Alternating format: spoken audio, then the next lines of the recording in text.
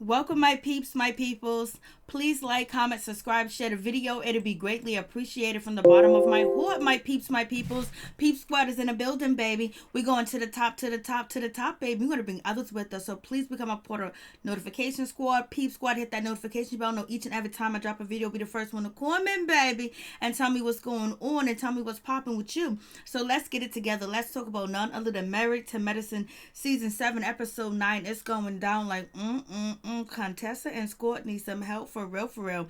Ain't even sleeping in the same bed. What's going on with that situation? But by the way, please check out Liz's Jewels. You'll see Liz's Jewels right there on the screen. Liz's Jewels. Check out her website, Liz Jewels, and also check out her Instagram. You can find what you need and what you want for any different occasion. I am rocking her necklace and the earrings, so check out Liz's Jewels. Please, my peeps, my peoples. So let's get into it. Let's talk about the situation. What is really going on? I was like, damn. We got Jackie is going to be putting Buffy on Front Street that she's not able to conceive children, but she has tried and tried. I was like, so we gonna be mad at Jackie? What's going on with this situation? Like, for real, for real? I was like, Jackie was like, when Jackie was at her conference, like, and she pointed out Buffy about not being infertile, not being able to have children. I was like, oh, Jackie, did you get her permission? Did she tell you that it was okay for you to say this and do this? What's going on? And oh, child, like, it's so, this is too funny when Sawyer Kid said that Contessa's pool was dirty, but there's a lot of people in the pool. There was a lot of kids. There was a lot of commotion going on, but it also seems like Buffy's husband does not really want kids. Maybe he was a part of the plan and part of the situation of, trying to conceive children, but it doesn't really seem like he was down to conceive any children at all, for real. I was like, what is really going on? It seemed Dr. Jackie stayed busy 24/7. It's like she stayed busy, like, what's going on with your personal life? Her life is work, exercise, book, and it doesn't really seem like Dr. Jackie has any leisure of activity. And the way Simone described Dr. Jackie, like, my whole life I known her, she was working on 2 or 3 different projects. I guess Dr. Jackie, she thrives under stress. It is what it is. But Contessa's party, it went without a hitch. It was a good party, but she damn sure did talk about Scott like he was nobody's business, and talking to him like he was, not important, like he wasn't the man of the house, like he didn't fuck over almost $15,000 for the party, baby. I was like, what's going on? Way too much going on, but it is what it is. But it was a good show. And then, Dr. Heavenly and Cord going on these double dates. I was like, well, Dr. Heavenly wasn't on a double date. Basically, she was just introducing Cord to some men, and Cord was not satisfied. I guess she's not feeling it. So let's get into it. Let's talk about the situation with Cord.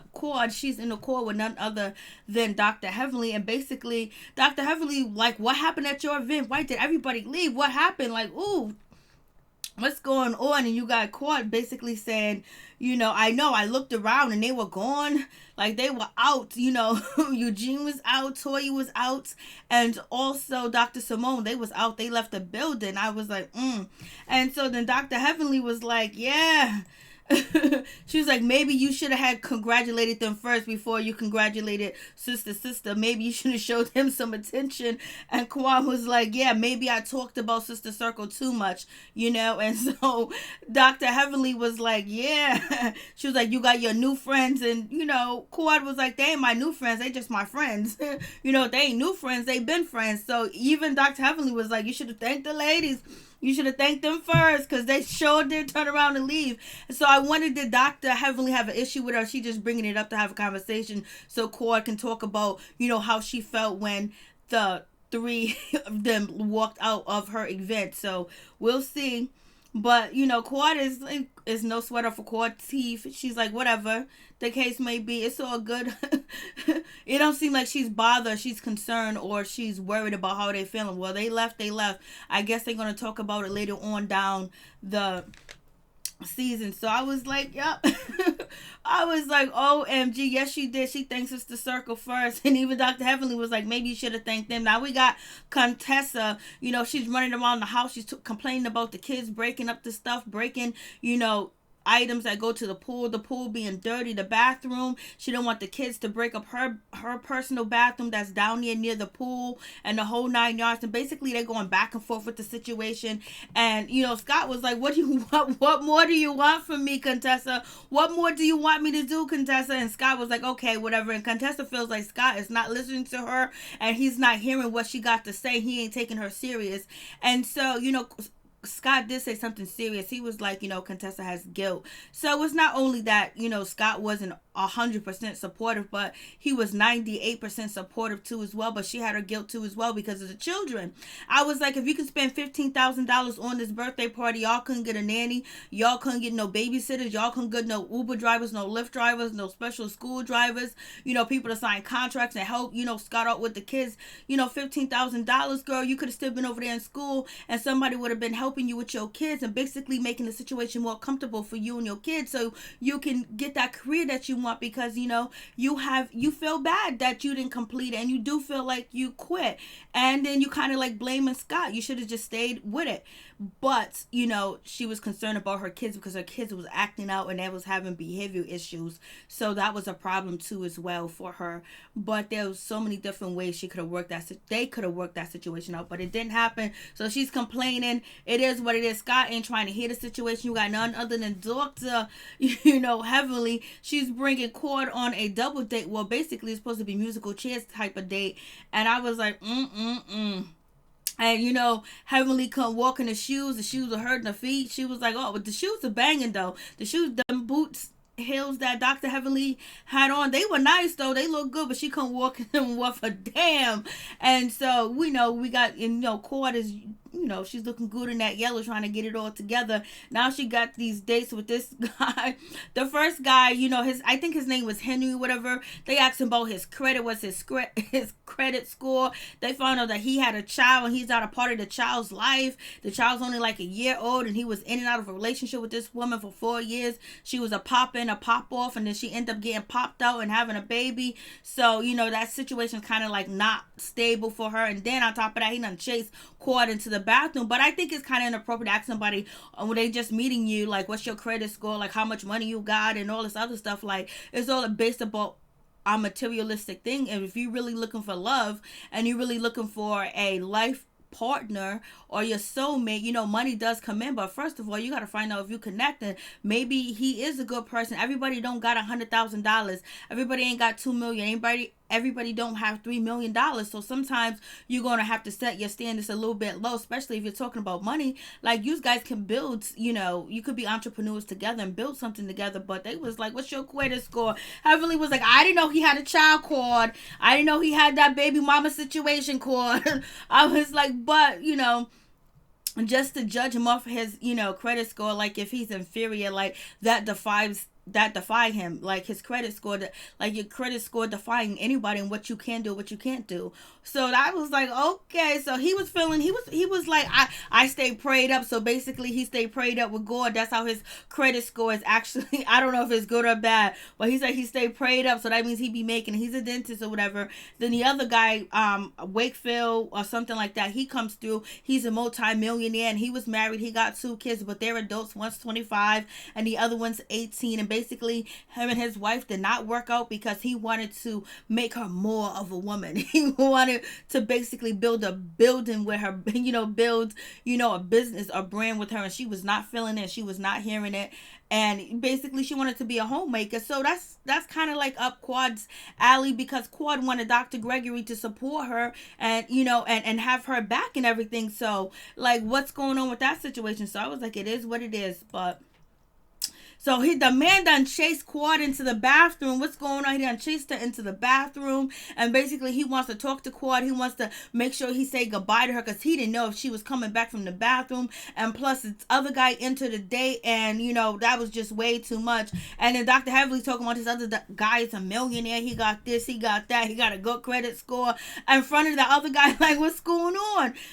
So Cord is feeling like this guy is weird. I don't know what you guys. Hey Valcam, how you doing? I don't know how you guys feel about this dude going into. It seems like he's aggressive. It seems like he wanted to get Cord's attention. Was he too extra? Did he do too much? Or basically he wanted to leave a good impression. He didn't feel like he left a good impression because another dude came into the date, y'all. I was like, what's going on? So he's in the bathroom doing the damn thing. Heavenly comes in because Heavenly wants to make sure everything's okay, everything is kosher with the situation. So she goes in there with Quad, and he says his little good thing he needed to say to Quad to say goodbye. And Dr. Heavenly was like, "We got a whole nother date to go through." And Dr. Heavenly is on what she told the millionaire dude, Mr. Wakefield. I think his name was Wakefield. She told him, like, you know what, as you leaving this, as you leaving this vicinity, this establishment, could you pick up the check too? I was like, Dr. Heavenly ain't playing. Lord. She said, can you pick up the check too? I was like, Lord have mercy. Can you pick up the check? And so they're basically laughing about the situation. And Quad is like, what are you doing, Dr. Heavenly? You got me on 2 dates back to back, them coming together. This is just this is not my cup of tea. I know that is kind of weird, especially if it's not really speed dating and they're both sitting at the same table at the same time. But Dr. Heavenly already knew it was done with the other doctor because, he got the situation with the baby mama, the kid, not seeing his kid and all this other stuff, child support issues. Or I'm saying child support issues, but visitation issues. So it is what it is. I was like, what's going on? They will get none other than Buffy. She doesn't know if she has, some type of breast cancer because cancer runs in her family. So basically, she's going to go see her homegirl Simone to make sure everything's all good. And she got like 2 lumps under her arm. But I guess we later on find out that it's not cancerous yet. It's not cancerous at all. But it's like fat tissue, high caffeine diet, and she got to, use some oils and some shit like that. And she'll be basically better. But they're going to, they're gonna look at, I guess, the x-ray technicians or whatever. They're gonna look at the tissues or whatever she got going on under her arm. But point blank, it seems like she's okay. It seems like everything will be all right with her. So we'll see.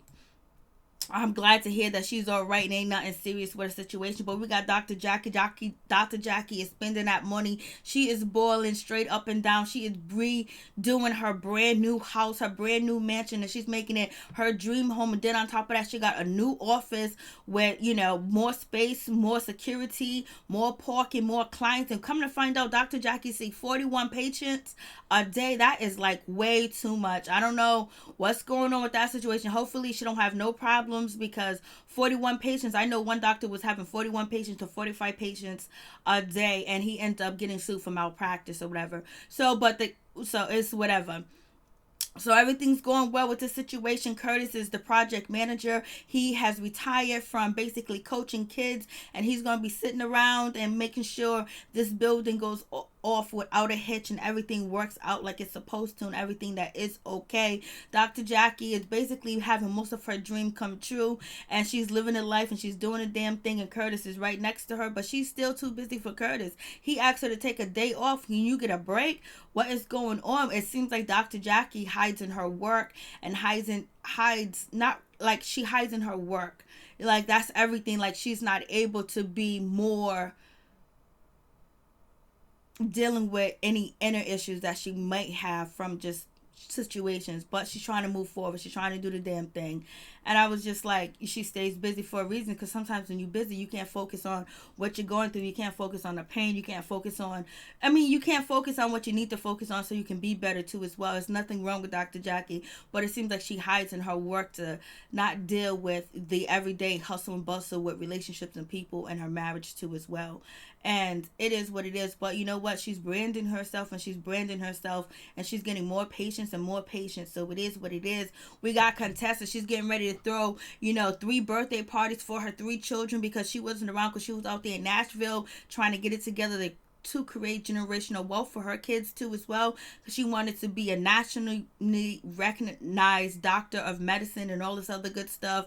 And it didn't happen like the way that she wanted to happen. It was a year program. It's a prestige year program, but it is what it is. So now she's at home yelling and screaming, hairnet on too as well. She's yelling at Scott, telling Scott he needs to do this. Stop telling the workers to do this. Stop telling the workers to do that. Move your cars. Get the cars out the way. Scott, you are no help. And Scott was like, listen, I'm working too. I'm filming. I was like, no, Scott did not say he's working too. He's filming. I was like, Scott was like, I'm working too. I'm filming. She's yelling at Scott. It's like Scott and Contessa, like this season, they're going through that first they had to deal with sickness and they couldn't focus on any other issues, and then Contessa left work and she was supposed to be home more, and then boom, bada bing, she bounced and go to Nashville, and then now she's back. She done finished that program, and then she's having then her place of employment that she was employed at, she hasn't been on a schedule. So I don't know what's going on with this situation. But Scott right now, Scott is off limits. He is pissed. He was like, I'm filming, I'm working too. And so we get Scott, he's telling his friend, like, listen, she's been yelling at me, screaming at me, hollering at me. I can't do nothing right. I can't do nothing good. It's like every time I turn around, she's yelling at me. Nothing I do is good. And he's basically feeling the heat too as well. And he was like, basically Contessa's feeling guilty because she wasn't around for the kid's birthday. I was like, yeah, they got some issues going on. They need to sit down with a counselor and talk about it. Scott doesn't think they need any counseling. He thinks that this relationship is going well when they go to bed at night and they don't hug each other, kiss each other, or make love to each other at least once a week. They're not doing that. Well, there is a problem. There is a situation, Scott. But Scott doesn't think there is really a problem. But Contessa knows there's a problem. So she's trying to get help for the family, baby. I was just like, what's going on with this situation? And you know, Scott would complain to anybody that would listen about Contessa. And then we got Dr. Heavenly. She comes through looking all good in her green, and basically one of Contessa's children done spilled water on her playing, you know, on a train, because they had a train to ride them down to the house or whatever. And she was like, I got a wet spot and I gonna look like I pissed my pants. I was like, it was too funny, it was too cute. Then we get to the situation where Dr. Heavenly is looking at none other than Simone's stomach and telling Simone that, oh look, you lost all this weight, look at your stomach. I think Simone may have lost the weight naturally or whatever the case may be. And then Simone was poking, you know, Dr. Heavenly's belly, was like, you know, you can get caught. And she was like, I can't get caught because I won't be able to hide the scar from daddy. I wouldn't be able to hide it from him. And then Dr. Heavenly goes, you know, Simone should get an ass like none other than Quad got an ass. So what, you telling Quad's business? I didn't know Quad had, you know, her butt done or whatever, but Dr. Heavenly said, yeah, she had her butt done. Then she takes it back and says she didn't have her butt done. And then we get none other than Buffy. She's there. She's excited. She loves to see the kids because she wants some kids. And her husband is like, oh, Lord have mercy. Thank God we don't got to deal with these type of situations when it comes to little kids and their parties. I was like, what's going on? You got, you know, Mariah. She comes through. She hugs her friends, you know, Toya and Simone, and a little hug over there to Dr. Jackie and a kiss on her cheek. Now she's gonna go get some food, baby. And then we got Dr. Jackie. She's talking to Simone, and the situation, basically she's complaining about, you know, remodeling her house, and then, you know, her building that she owns. But that's a major move for Dr. Jackie to actually buy her own her business. You know, she owns her medical license and her business, but she don't own the building that it resides in. Now she's going to own the building that her practice resides in, so that's going to be on point. But Simone is like, you running, baby, you always been busy your whole life. This is, you know, she's always had like 3 or 4 projects going in where she's just so busy she ain't got time to breathe. And so Simone was like, she done always did this is what she did. And to me, it made it seem like she's saying that Dr. Jackie's always hiding from her inner issues, in my opinion. You guys can let me know what you think about that situation.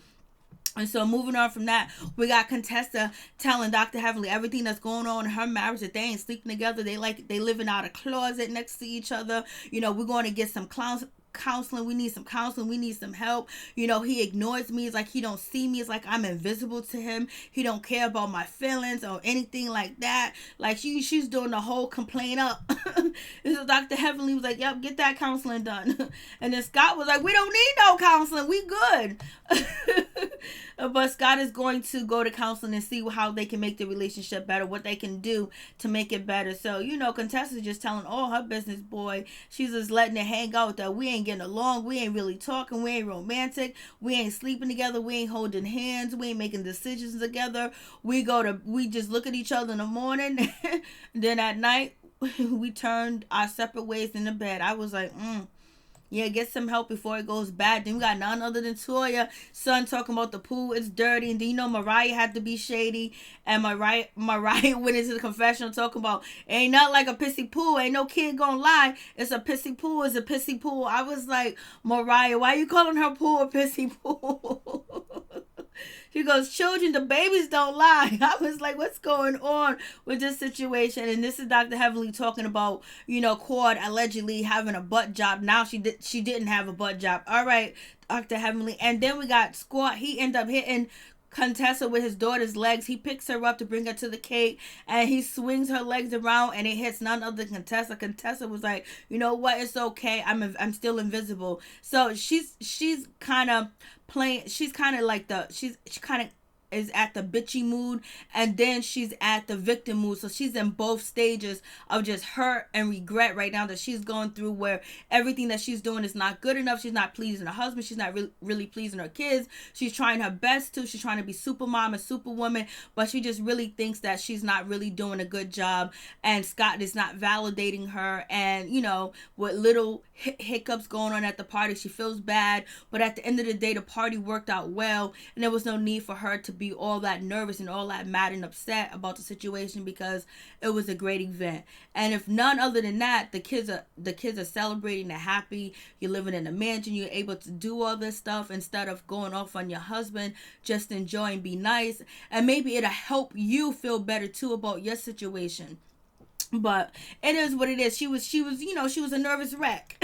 So we have that. And so at the end of the day, she apologized to her husband to let him know that she was sorry for the way that she acted, the way that she done dogged him out. Yes, she did. She dogged his ass out. She was like, And then we have none other than Simone. She's taking Buffy to the doctor. Buffy gonna be all right.